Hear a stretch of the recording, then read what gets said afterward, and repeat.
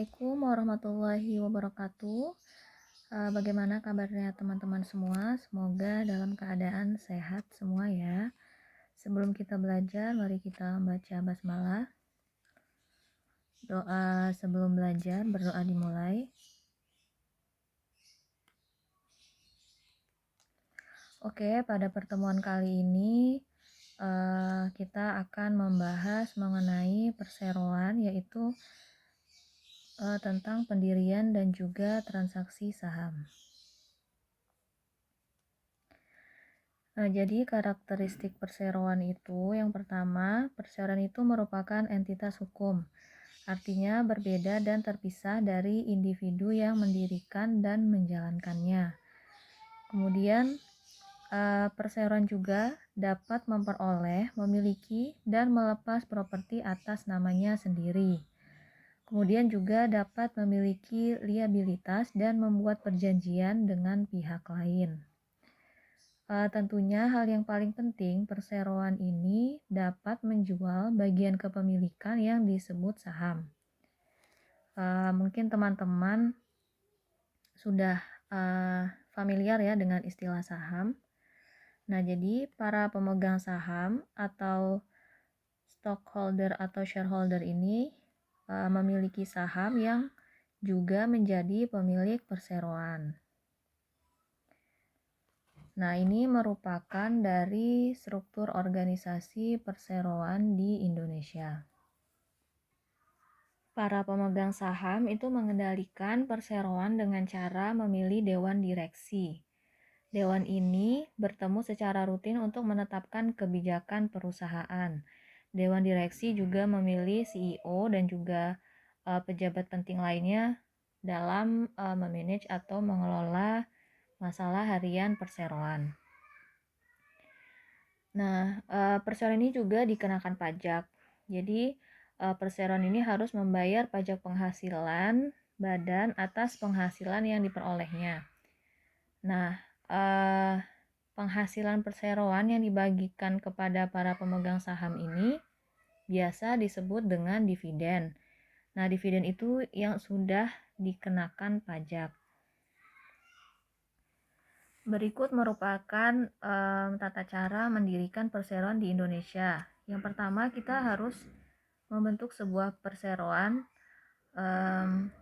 Seluruh pendiri ini harus menandatangani akta pendirian perusahaan di hadapan notaris. Nah, kemudian notaris nanti akan memasukkan berkas pendaftaran ke kantor Menteri Hukum dan HAM atau Hak Asasi Manusia. Kemudian nanti akta pendirian dan ratifikasi akan dipublikasikan di Tambahan Berita Negara Republik Indonesia. Dalam mengurus perseroan, mendirikan perseroan pasti ada biaya yang muncul ya. Nah, biaya itu bisa kita catat misalnya di sini. Pencatatan biaya pendirian perusahaan sejumlah 8,5 juta pada tanggal 5 Januari. Kemudian kita bisa menjurnal tanggal 5 Januari beban organisasi di bagian debit sebesar 8,5 juta dan kas di bagian kredit sebesar 8,5 juta.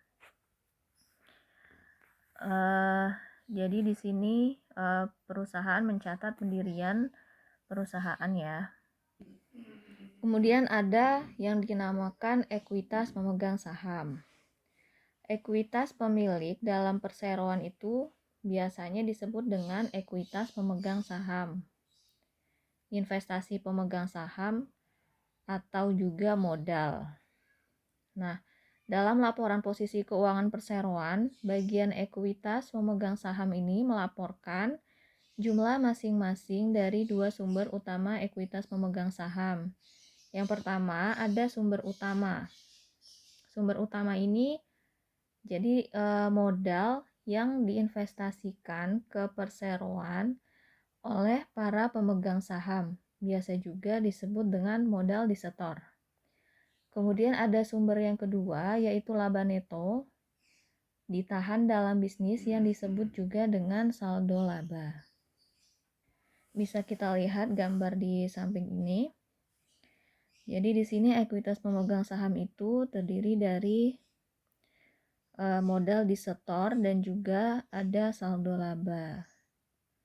Kalau tadi modal disetor itu modal yang diinvestasikan ke perseroan oleh pemegang saham, artinya investasi pemegang saham.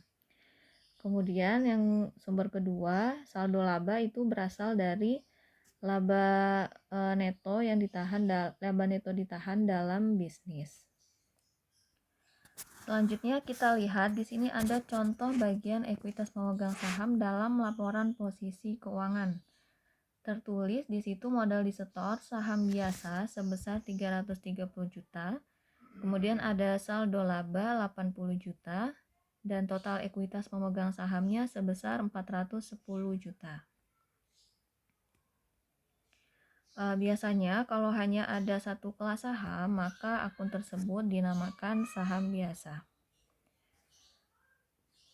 atau saham modal. Nah, kemudian saldo laba ini menunjukkan akumulasi laba neto perseroan yang belum dibagikan kepada para pemegang saham sebagai dividen. Jadi saldo laba itu merupakan akumulasi laba neto ya teman-teman yang belum dibagikan dalam bentuk dividen kepada para pemegang saham. Kemudian kita lihat modal disetor yang diperoleh dari penerbitan saham. Ada karakteristik saham. Ada yang disebut dengan jumlah modal dasar. Jumlah modal dasar perseroan ini tentu disebutkan dalam akta pendiriannya. Jadi disebutkan ya jumlah angkanya berapa modal dasarnya. Kemudian ada modal ditempatkan dan disetor. Ini mengacu pada lembar saham yang diterbitkan kepada para pemegang sahamnya. Sebuah perseroan ini dapat memperoleh atau membeli kembali sejumlah saham yang telah diterbitkan. Kemudian ada yang disebut dengan saham beredar. Saham beredar itu sisa saham yang berada dalam kepemilikan para pemegang saham. Selanjutnya ada jenis saham. Yang pertama, apabila hanya ada satu jenis saham yang diterbitkan, itu dinamakan dengan saham biasa.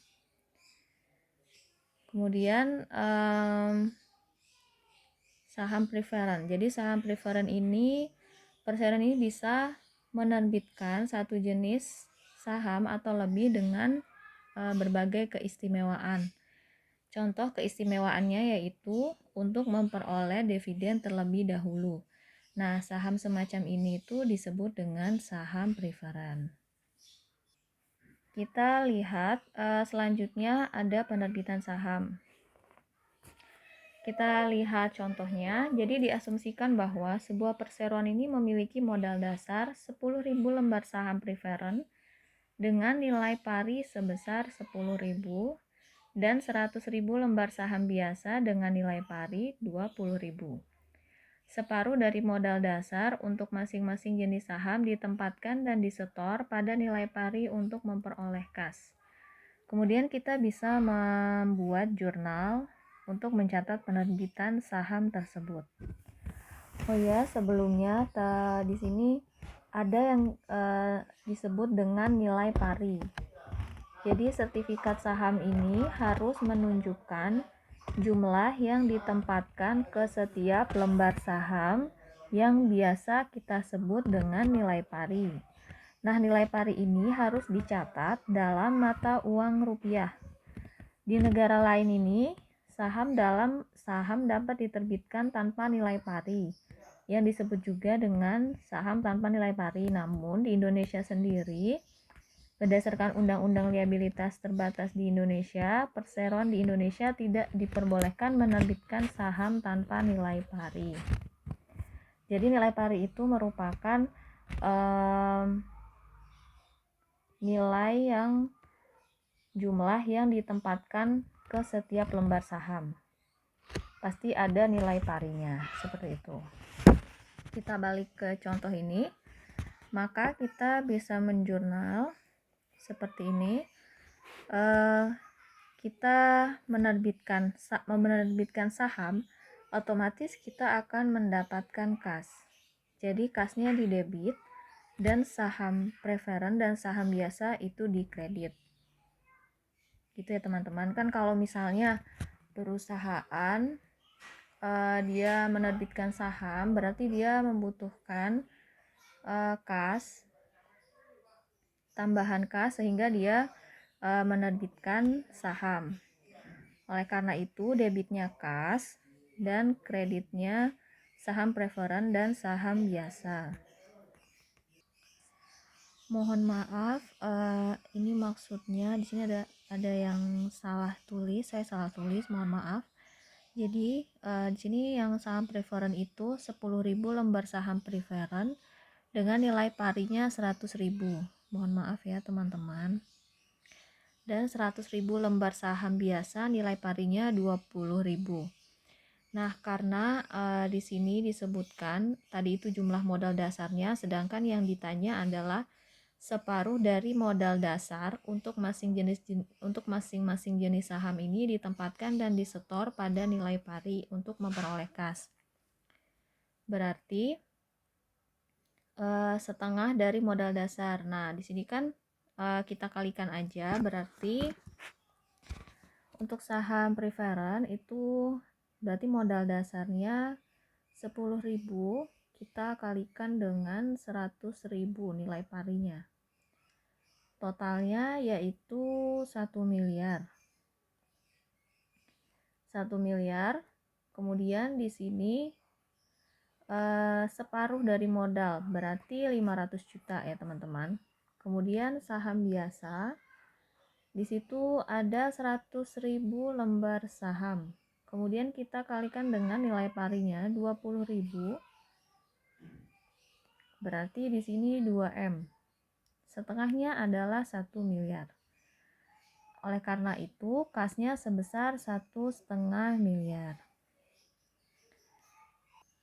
Nah, ini perlu teman-teman ketahui juga bahwa saham itu tidak selalu dijual dalam nilai pari. Bisa saja di atas nilai pari atau di bawah nilai pari. Nah, ini harga jual saham ini ditetapkan oleh perseroan ini bergantung pada berbagai faktor. Misalnya yang pertama ada kondisi keuangan, catatan laba dan catatan dividen perusahaan perseroan. Kemudian yang kedua ada harapan investor terhadap kemampuan perseroan menghasilkan laba potensial. Yang ketiga ada kondisi dan prospek bisnis dan ekonomi secara umum. Misalnya di sini apabila saham diterbitkan atau dijual pada harga di atas nilai parinya, maka saham dijual pada harga premium atau agio. Jika saham biasa dengan nilai pari 50.000 per lembar, kemudian kita jual dengan 60.000, maka kita mendapatkan premium sebesar 10.000. Namun bisa saja terjadi kita jual dengan harga di bawah nilai parinya. Nah, misalnya saham biasa ini nilai parinya 50.000, tapi ternyata terjual dengan harga 45.000. Artinya kita memberikan diskon sebesar atau terjual dengan diskon sebesar Rp5.000. Seperti itu. Ada saham harga premium. Saat saham diterbitkan pada harga premium, akun kas didebit sebesar jumlah yang diterima. Saham biasa atau saham preferen kemudian dikredit sebesar nilai parinya. Kelebihan jumlah yang dibayarkan di atas nilai pari merupakan bagian dari total investasi pemegang saham dalam perseroan. Dengan demikian, kelebihan di atas nilai pari harus digolongkan sebagai bagian dari modal disetor. Atau biasanya kita menggunakan akun bernama premi saham. Jadi misalnya saham harga premium itu berarti kan dijual dengan harga di atas nilai pari. nanti jumlah kasnya itu didebit sebesar jumlah yang diterima. Nanti saham preferennya itu dikredit sebesar nilai parinya,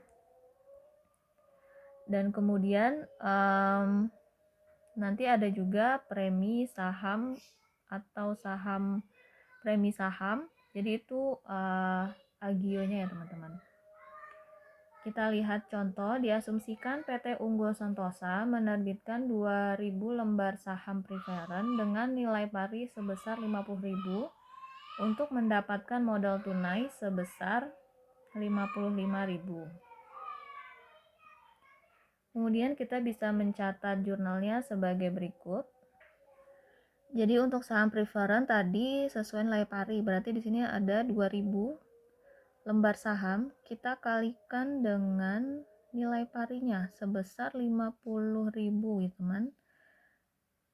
Oleh karena itu hasilnya adalah 100 juta. Kemudian untuk premi saham ini tadi merupakan kelebihan jumlah yang dibayarkan di atas nilai pari. 55.000 yang terjual, sedangkan nilai parinya 50.000, artinya ada selisih 5.000. Berarti di sini 2.000 lembar kita kalikan dengan 5.000. Berarti totalnya 10 juta. Oleh karena itu jumlah kasnya ditambahkan aja sebesar 110 juta. Kemudian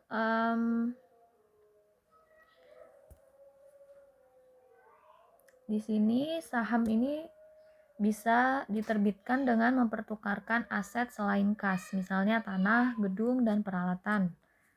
Maka aset yang diperoleh itu harus dicatat pada nilai pasar wajarnya.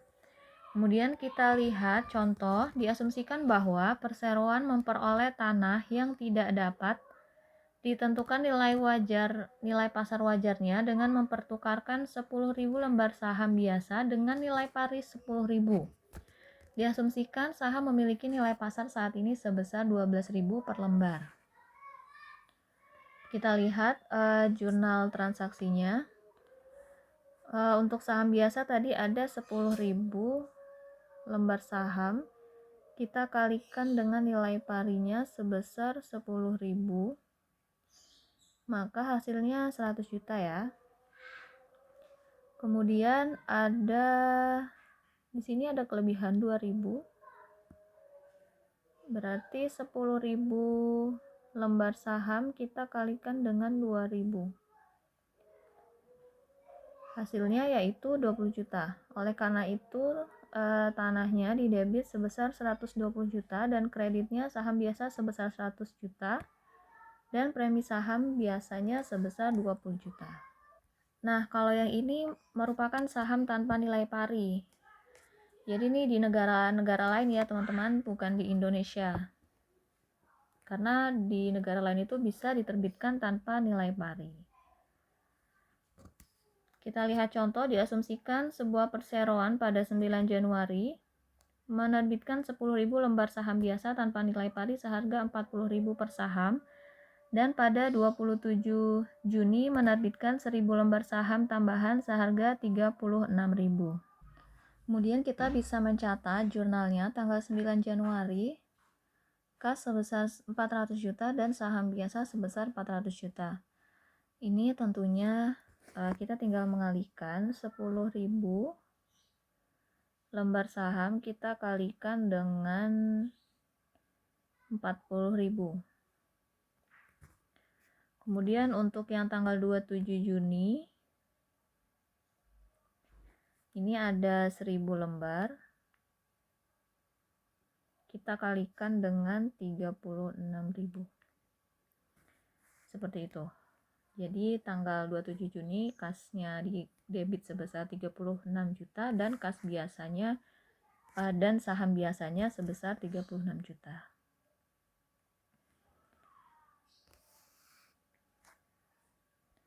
Kalau tadi kita membahas saham biasa dan saham preferen, ada juga yang dinamakan saham treasury. Jadi saham treasury ini merupakan saham yang telah diterbitkan oleh perusahaan dan kemudian dibeli kembali oleh perusahaan. Jadi sahamnya itu punya perusahaan, udah diterbitkan, kemudian perusahaan membeli lagi, itu namanya saham treasury. Ada beberapa alasan yang mendorong perseroan itu membeli saham miliknya kembali. Itu yang pertama, untuk dijual kembali kepada karyawan. Yang kedua, untuk diterbitkan kembali sebagai bonus untuk karyawan. Yang ketiga, yaitu untuk mendukung nilai pasar saham. Metode akuntansi yang biasa digunakan untuk pembelian dan penjualan kembali saham treasury adalah metode biaya. Saat saham dibeli oleh perseroan ini, modal disetor dikurangi dengan mendebit saham treasury sebesar biayanya, yaitu harga yang dibayar untuk mendapatkannya. Nilai nominal dan harga saham diterbitkan pertama kali diabaikan. Saat saham dijual kembali, saham treasury dikreditkan sebesar biayanya, dan selisih antara biaya dan harga jual biasanya didebit atau dikreditkan ke premi saham treasury. Kita lihat contoh. Diasumsikan bahwa modal disetor sebuah perseroan pada tanggal 1 Januari adalah sebagai berikut. Saham biasa nilai pari 25.000 atau modal ditempatkan di setor sebesar 20.000 lembar, jadinya 500 juta. Kemudian ada selisih nilai pasar dan nilai pari sebesar 150 juta. Kemudian pada tanggal 13 Februari perseroan membeli 1.000 lembar saham biasanya seharga 45.000 per lembar. Oke, berarti tanggal 13 Februari yang ini tinggal dikalikan aja, 1.000 dikali dengan 45.000, hasilnya 45 juta. Kemudian tanggal 29 April perseroan menjual 600 lembar saham treasury-nya seharga 60.000. Penjualan saham treasury kita bisa lihat. Jadi di sini 600 lembar kita kalikan dengan 60.000 sebesar 36 juta untuk kasnya.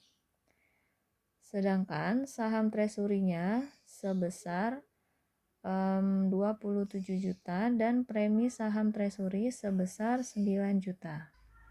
Untuk nilai saham treasury ini kita dapatkan dari 600 lembar kita kalikan dengan 45.000. Seperti itu. Kemudian untuk premi saham treasury-nya 600 lembar kita kalikan dengan 15.000. Ini selisih antara 45.000 dan juga 60.000. Kemudian kita lihat tanggal 4 Oktober perseroan menjual sisa saham treasury sebanyak 400 lembar seharga 40.000 per lembar. Nah, berarti di sini kita lihat debitnya kas sebesar 16 juta, debitnya lagi premi saham treasury sebesar 2 juta dan kreditnya saham treasury sebesar 18 juta. Nah, di sini penjualan saham treasury ini menghasilkan penurunan pada modal disetor. Berarti ini untuk kasnya ini 400 lembar saham kita kalikan dengan harga saham treasury sebesar 40.000. Nah, kemudian untuk akun premi saham treasury ini karena dijual kembalinya itu di bawah harga 35.000, sedangkan ini dijual harga 40.000, maka ada selisih 5.000. 5.000 itu kita kalikan dengan jumlah lembar saham sebanyak 400 ya. Hasilnya 2 juta. Oleh karena itu saham treasury-nya sebesar 18 juta. Nah, dari jurnal tanggal 4 Oktober ini menunjukkan ada penurunan modal di setor sebesar 2 juta.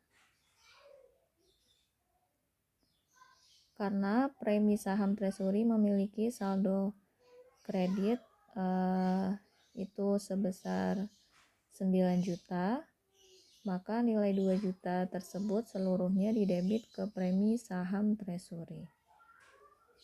Seperti itu. Kemudian juga tidak ada dividen yang dibayarkan atas saham treasury. Oleh karena untuk melakukannya, perseroan akan menghasilkan laba dividen dari perseroan itu sendiri. Itu saja penjelasan mengenai perseroan tentang saham. Ibu akhiri, mari kita membaca hamdalah bersama. Doa kafaratul majelis.